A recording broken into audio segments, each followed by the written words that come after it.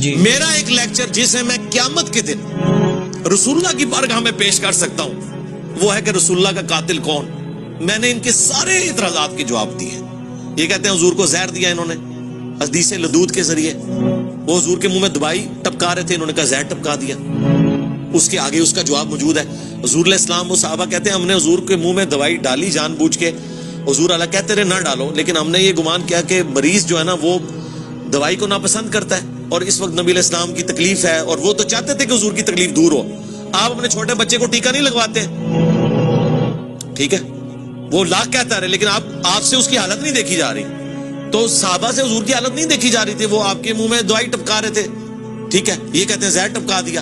اس کے آگے موجود ہے بخاری میں, پھر حضور کو افاقہ جب ہوا تو آپ نے کہا کہ وہ دوائی لے کے آؤ. وہ دوائی لائی گئی. آپ نے فرمایا میں نے تمہیں منع کیا تھا, یعنی حضور کہہ رہے تھے کہ میں اس حالت میں بھی قابل اتباع ہوں. حنفی تو کہتے ہیں حضور بوڑھے ہو گئے تھے تو اتباع کے قابل نہیں رہے کیونکہ جلسہ استراحت کرتے تھے. جلسہ استراحت تو حضور سکھایا کرتے تھے. حضور کبھی بھی ایسی حالت میں نہیں رہے کہ آپ قابل اتباع نہیں ہو. آپ فرما دیتے تھے اگر کوئی کریٹیکل سچویشن آتی تھی تو آپ کہہ دیتے تھے کہ یہ خاص میرے لیے ہے. جیسے بخاری مسلم حدیث ہے کہ میں بیٹھ کے بھی نماز پڑھوں اللہ مجھے پورا ثواب دیتا ہے, لیکن تمہیں آدھا ملے گا. وہ آپ کلیئر کر دیتے تھے.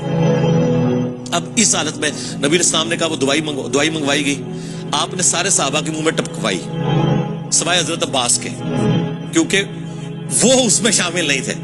تو سرکار اگر وہ زہر تھا تو سارے مار کیوں نہیں گئے؟